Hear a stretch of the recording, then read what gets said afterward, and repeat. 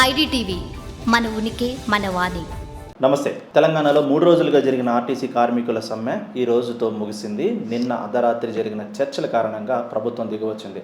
3 ప్రధాన అంశాలుగా కూడా కార్మిక సంఘాలు చేపట్టిన సమ్మె నిన్న రాత్రితో ముగిసింది. ప్రభుత్వం ఆర్టీసీ విలీనానికి ప్రత్యేక కమిటీ ఏర్పాటు దిశగా గ్రీన్ సిగ్నల్ ఇచ్చింది. అలాగే ఫిట్మెంట్ను 11% పెంచేందుకు కూడాను అంగీకరించింది. ఇక కార్మిక సంఘాల ఎన్నికలకు కూడా ప్రభుత్వము గ్రీన్ సిగ్నల్ ఇచ్చినట్లు సమాచారం. 3 ప్రధాన అంశాలను ప్రభుత్వం ముందు పెట్టిన కార్మిక సంఘాలు చేసి నిన్న అర్ధరాత్రితో చర్చలు ఫలించడంతో నేటి ఉదయం నుంచి కూడా బస్సులు రై అంటూ కూడా రోడ్ల మీదకు వచ్చాయి.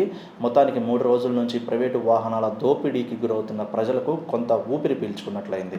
మొన్న 2వ రోజు సమ్మెలో భాగంగా వరంగల్లో నర్సాపురం డిపోలో జరిగినటువంటి దుర్ఘటన చాలా బాధాకరమైన విషయం. దానికి సంబంధించినటువంటి ప్రభుత్వం కూడాను ఎస్క్రేషియా ప్రకటించడము, కుటుంబంలో ఒకరికి ప్రభుత్వ ఉద్యోగం, అలాగే కనుక డబుల్ బెడ్రూమ్ హౌస్ను కూడా కుటుంబానికి కల్పించడం. ఏదేమైనా సరే కార్మిక సంఘాలు 45 రోజుల ముందే సమ్మె బాట పట్టబోతున్నాము, మా డిమాండ్లను పరిష్కరించకపోతే సమ్మె చేసి తీరుతామని చెప్పేసి 45 రోజుల ముందే నోటీస్ ఇచ్చినప్పుడు ప్రభుత్వంలో చలనం లేకపోవటము, అనుకున్న విధంగానే సమ్మెబాట పట్టడము, సమ్మెబాటలో భాగంగా 2వ రోజు డ్రైవర్ మృతి చెందడంతో కార్మిక సంఘాల సమ్మె ఉధృతం దాల్చింది. దీంతో ప్రభుత్వం చేసేది ఏమీ లేక కూడాను కార్మిక సంఘాలకు చర్చలకు తావివ్వక తప్పలేదు. నిన్న అర్ధరాత్రి జరిగిన చర్చల ఫలితంగా కూడా 3 ప్రధాన అంశాలే భాగంగా కూడా కార్మిక సంఘాలు చర్చలు సఫలమవడంతో ఈరోజు ఉదయం నుంచి బస్సులు మళ్ళీ అందుబాటులోకి రావటం, ప్రజలు ఊపిరి పీల్చుకోవటం కూడా జరిగింది. ఏదేమైనా కార్మిక సంఘాలు చేసిన 3 రోజుల చర్చల సఫలకృతం